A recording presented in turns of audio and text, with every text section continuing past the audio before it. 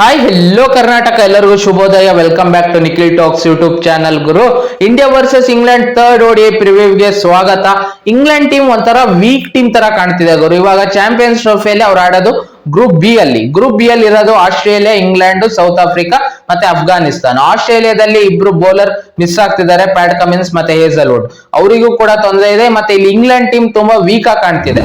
Afghanistan semifinal ಬಂದ್ರು ಕೂಡ ಏನ್ ಆಶ್ಚರ್ಯ ಪಡ್ಬೇಕಾಗಿಲ್ಲ. ಸೌತ್ ಆಫ್ರಿಕಾ ಜೊತೆ ಅಫ್ಘಾನಿಸ್ತಾನ್ ಸೆಮಿಫೈನಲ್ ಎಂಟ್ರಿ ಕೊಡೋ ಸಾಧ್ಯತೆ ಇದೆ. ಏನಕ್ಕಂದ್ರೆ ಆಸ್ಟ್ರೇಲಿಯಾ ವೀಕ್ ಆಗಿ ಕಾಣ್ತಿದೆ ಬೌಲಿಂಗ್ ಅಲ್ಲಿ. ಆಕ್ಚುಲಿ ಮೇನ್ ಆಗಿ ಬೌಲಿಂಗ್ ಅಲ್ಲಿ ವೀಕ್ ಆಗಿ ಕಾಣ್ತಿದೆ. ಇಂಗ್ಲೆಂಡ್ ಟೀಮ್ ಇಡೀ ಟೀಮ್ ವೀಕ್ ಆಗಿ ಕಾಣ್ತಿದೆ. ಫುಲ್ ಡಿಪೆಂಡೆನ್ಸಿ ಕಾಣ್ತಿದೆ. ಟಾಪ್ ಆರ್ಡರ್ ಬ್ಯಾಟ್ಸ್ಮನ್ ಮೇಲೆ ಡಿಪೆಂಡೆನ್ಸಿ ಇದೆ. ಏನಕ್ಕಂದ್ರೆ 4 ಜನ ಮಾತ್ರ runs ಹೊಡಿತಿರೋದು.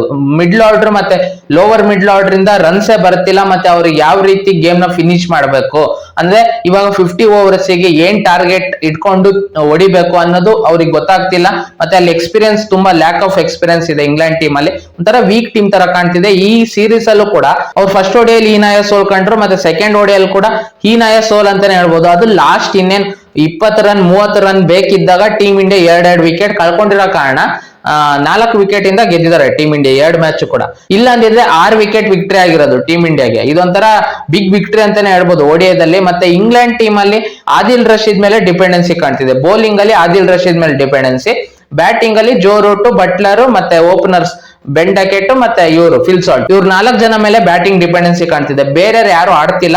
Last match living stone ತುಂಬಾ ಒಳ್ಳೆ ಪರ್ಫಾರ್ಮೆನ್ಸ್ ಕೊಟ್ರು, ಒಳ್ಳೆ ರನ್ಸ್ ಬಂತು ಅವ್ರ ಬ್ಯಾಟ್ ಇಂದ. ಬಟ್ ಅದು ಮುಂಚೆ ಎಲ್ಲ ಅವ್ರು ಏನು ಆಡಿಲ್ಲ. ಅದಕ್ಕೆ ಇಂಗ್ಲೆಂಡ್ ಟೀಮ್ ಒಂಥರ ವೀಕ್ ಆಗಿ ಕಾಣ್ತಿದೆ. ಇವಾಗ ಇಂಡಿಯಾ ಕಡೆ ನೋಡೋದಾದ್ರೆ ಫಸ್ಟ್ ODI ರೋಹಿತ್ ಶರ್ಮಾ ಅವ್ರ ಕಡೆಯಿಂದ ರನ್ಸ್ ಬರಲಿಲ್ಲ.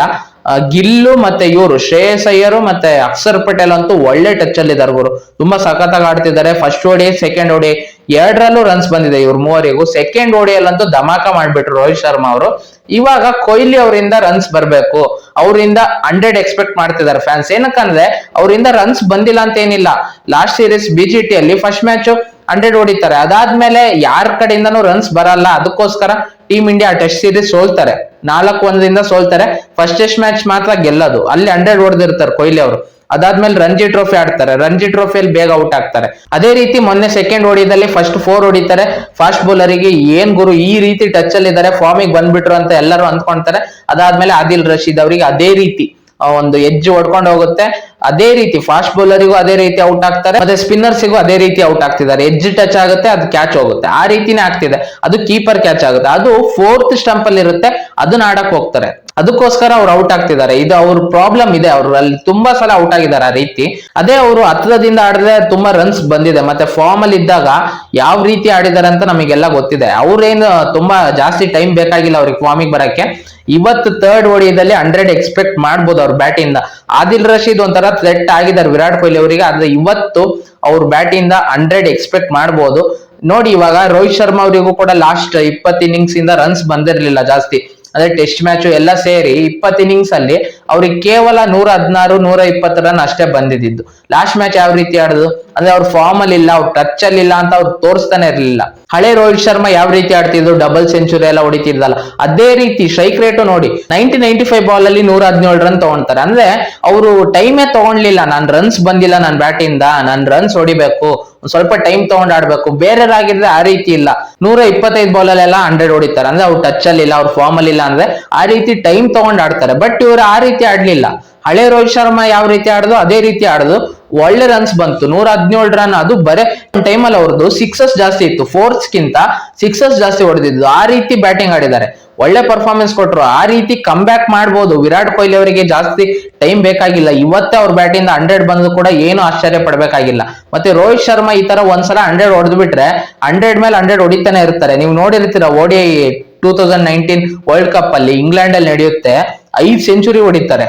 ಅದೇ ರೀತಿ ಇವಾಗ ಚಾಂಪಿಯನ್ಸ್ ಟ್ರೋಫಿ ಇನ್ನೇನು ಇವತ್ತು ಲಾಸ್ಟ್ ODI ಇದಾದ ತಕ್ಷಣ ಚಾಂಪಿಯನ್ಸ್ ಟ್ರೋಫಿ ಇದೆ, ಫಾರ್ಮಿಗೆ ಬಂದಿದ್ದಾರೆ. ಇವಾಗ ಚಾಂಪಿಯನ್ಸ್ ಟ್ರೋಫಿಯಲ್ಲಿ ಯಾವ ರೀತಿ ಧೂಳು ಎಬ್ಸ್ತಾರೆ ಅಂತ ಕಾದ್ ನೋಡ್ಬೇಕು. ಇವಾಗ ಕೊಹ್ಲಿ ಅವ್ರ ಬ್ಯಾಟ್ ಇಂದ ಇವತ್ತು ರನ್ಸ್ ಬಂದ್ಬಿಟ್ರೆ, ರೋಹಿತ್ ಶರ್ಮಾ ಕೊಹ್ಲಿ ಅವ್ರ ಬ್ಯಾಟ್ ಇಂದ ರನ್ಸ್ ಬಂದ್ಬಿಟ್ರೆ ರೋಕೋ ಜೋಡಿನ ತಡೆಯಕ್ಕೆ ಆಗಲ್ಲ ಚಾಂಪಿಯನ್ಸ್ ಟ್ರೋಫಿಯಲ್ಲಿ. ಆ ರೀತಿ ಪರ್ಫಾರ್ಮೆನ್ಸ್ ಎಕ್ಸ್ಪೆಕ್ಟ್ ಮಾಡ್ಬೋದು ಚಾಂಪಿಯನ್ಸ್ ಟ್ರೋಫಿಯಲ್ಲಿ. ಇವತ್ತು ಅವ್ರ ಬ್ಯಾಟ್ ಇಂದ ರನ್ ಬರ್ಬೇಕು ಅಂತ ಎಲ್ಲರೂ ಕಾಯ್ತಿದೀವಿ. ಮತ್ತೆ ಇಂಡಿಯನ್ ಟೀಮ್ ಅಲ್ಲಿ ಈ ಸೀರೀಸ್ ಅಲ್ಲಿ ಶುಭ್ಮನ್ ಗಿಲ್, ಶ್ರೇಯಸ್ ಅಯ್ಯರ್ ಮತ್ತೆ ಅಕ್ಷರ್ ಪಟೇಲ್ ಇವ್ರ ಬ್ಯಾಟ್ ಇಂದ ಯಾವ ರೀತಿ ರನ್ಸ್ ಬರ್ತಿದೆ ಅಂದ್ರೆ ಒಳ್ಳೆ ಟಚ್ ಅಲ್ಲಿ ಇದ್ದಾರೆ, ಫುಲ್ ಫಾರ್ಮ್ ಅಲ್ಲಿ ಇದ್ದಾರೆ ಇವ್ರು ಮೂವರು ಕೂಡ. ಇವಾಗ ನೋಡಿ, ಅಕ್ಷರ್ ಪಟೇಲ್ ಅವ್ರನ್ನ ಮುಂಚೆ ಕಳಿಸ್ತಾರೆ KL ರಾಹುಲ್ ಅವ್ರಕ್ಕಿಂತ ಅಕ್ಷರ್ ಪಟೇಲ್ ಅವರಿಗೆ ಪ್ರಮೋಟ್ ಮಾಡಿ ಅವ್ರನ್ನ ನಂಬರ್ 5 ಆಡಿಸ್ತಾರೆ. ಏನಕ್ಕಂದ್ರೆ ಅಲ್ಲಿ ಆದಿಲ್ ರಶೀದ್ ಬರ್ತಾರೆ, ಅವ್ರನ್ನ ನೆಗೆಟ್ ಮಾಡ್ಬೇಕು ಅಂತ ಅಕ್ಷರ್ ಪಟೇಲ್ ಅವ್ರನ್ನ ಕಳಿಸ್ತಾರೆ. ಒಳ್ಳೆ ಮೂವ್ ಮಾಡ್ತಾರೆ. ಫಸ್ಟ್ ಓಡಿಯೋದಲ್ಲಿ ಅದು ಕ್ಲಿಕ್ ಆಗುತ್ತೆ, ಸೆಕೆಂಡ್ ಓಡಿಯೋದಲ್ಲೂ ಕೂಡ ಕ್ಲಿಕ್ ಆಗುತ್ತೆ. ಒಳ್ಳೆ ಬ್ಯಾಟಿಂಗ್ ಆಡ್ತಾರೆ. ಆದಿಲ್ ರಶೀದ್ ಅವರಿಗೆ ಬೇರೆ ಇಂಡಿಯನ್ ಬ್ಯಾಟ್ಸ್ಮನ್ ಸ್ಟ್ರಗಲ್ ಮಾಡ್ತಿದ್ರೆ ಇವರಂತೂ ತುಂಬಾ ಸಖತ್ತಾಗಿ ಆಡ್ತಿದ್ದಾರೆ. ಅದನ್ನ ನೆಗೆಟ್ ಮಾಡ್ಬಿಟ್ಟಿದ್ದಾರೆ ಅಕ್ಷರ್ ಪಟೇಲ್. ಒಳ್ಳೆ ಫಾರ್ಮ್ ಅಲ್ಲಿ ಕಾಣ್ತಿದ್ದಾರೆ. ಮತ್ತೆ ನಮ್ ಕರ್ನಾಟಕ ಲೈನ್ KL ರಾಹುಲ್ ಅವರಿಂದ ಏನಕ್ಕೆ ರನ್ಸ್ ಬರ್ತಿಲ್ಲ ಅದು ಗೊತ್ತಾಗ್ತಿಲ್ಲ. ನೋಡಿ ಅವ್ರದ್ದು ಆವರೇಜ್ 47 ಇದೆ.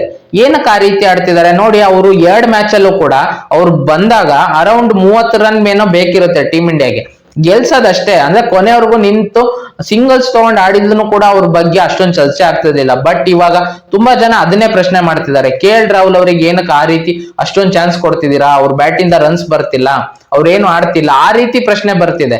KL ರಾಹುಲ್ ಅವ್ರ ಸ್ಥಾನನೇ ಒಂಥರ ಪರ್ಮನೆಂಟ್ ಆಗ್ತಿಲ್ಲ ಓಡಿಯೋದಲ್ಲಿ. ಏನಕ್ಕಂದ್ರೆ ಇವಾಗ ಅಲ್ಲಿ ರಿಷಬ್ ಪಂತ್ ಕಾಯ್ತಿದ್ದಾರೆ, ಎಷ್ಟೋ ಜನ ಕಾಯ್ತಿದ್ದಾರೆ, ಇನ್ನು ಎಷ್ಟೋ ಜನ ಓಡಿಯೋದಲ್ಲಿ ಡೆಬ್ಯೂ ಮಾಡಿಲ್ಲ ಯಂಗ್ಸ್ಟರ್ಸ್, ಅವರೆಲ್ಲ ಕಾಯ್ತಿದ್ದಾರೆ.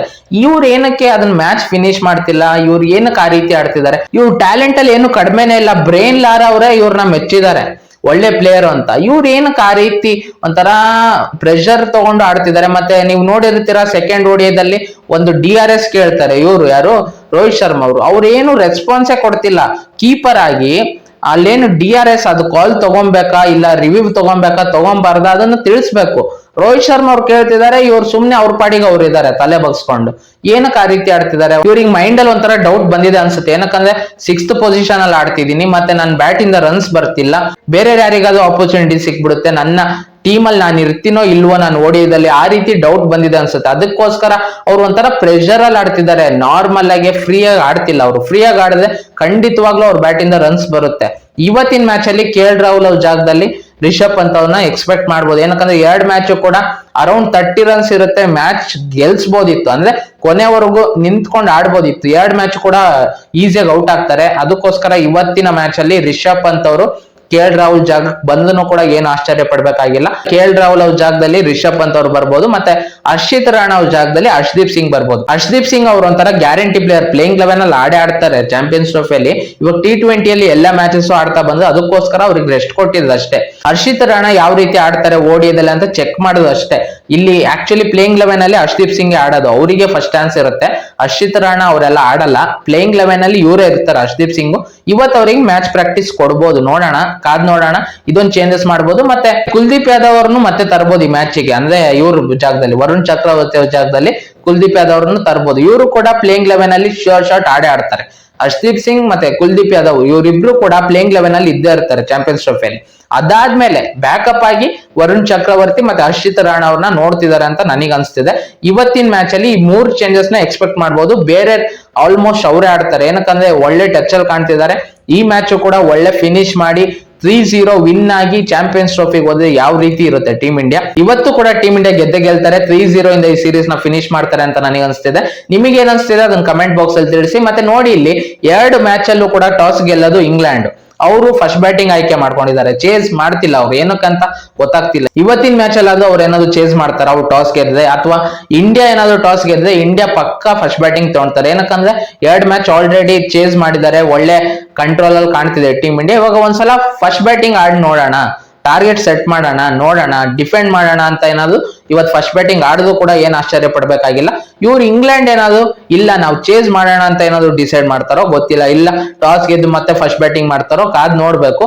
ಇವತ್ತಿನ ಮ್ಯಾಚ್ ಅಲ್ಲಿ ಇಂಡಿಯಾ ಗೆಲ್ಲೋದಂತೂ 100% ಫಿಕ್ಸ್. ಕೊಹ್ಲಿ ಅವ್ರ ಬ್ಯಾಟ್ ಇಂದ 100 ತುಂಬಾ ಜನ ಎಕ್ಸ್ಪೆಕ್ಟ್ ಮಾಡ್ತಿದೀವಿ. ಆಸ್ ಎ ಫ್ಯಾನ್ ನಾವು ಕೂಡ 100 ಮಾಡ್ಬೇಕು. ಕೊಹ್ಲಿ ಅವ್ರ ಬ್ಯಾಟ್ ಇಂದ 100 ಬರ್ಬೇಕು ಅಂತ ಕಾಯ್ತಿದೀವಿ. ಕಾದ್ ನೋಡೋಣ ವಿರಾಟ್ ಕೊಹ್ಲಿ ಅವ್ರ ಬ್ಯಾಟ್ ಇಂದ 100 ಬರುತ್ತಾ ಇಲ್ವಾ ಅಂತ. ವಿಡಿಯೋ ಇಷ್ಟ ಆಗಿದ್ದರೆ ವಿಡಿಯೋಗೊಂದು ಲೈಕ್ ಮಾಡಿ, ಶೇರ್ ಮಾಡಿ, ಮತ್ತೆ ಸಬ್ಸ್ಕ್ರೈಬ್ ಮಾಡ್ಕೊಳ್ಳೋದನ್ನ ಮರಿಬೇಡಿ. ನಮ್ಮ ಚಾನಲ್ ನ ಸಬ್ಸ್ಕ್ರೈಬ್ ಮಾಡ್ಕೊಂಡು ಸಪೋರ್ಟ್ ಮಾಡಿ ಅಂತ ಕೇಳ್ತಾ ಈ ವಿಡಿಯೋ ಇಲ್ಲಿಗೆ ಮುಗಿಸ್ತಿದೀನಿ. ಮತ್ತೆ ಇನ್ನೊಂದು ವಿಡಿಯೋ ಒಂದಿಗೆ ಬರ್ತೀನಿ ಗುರು.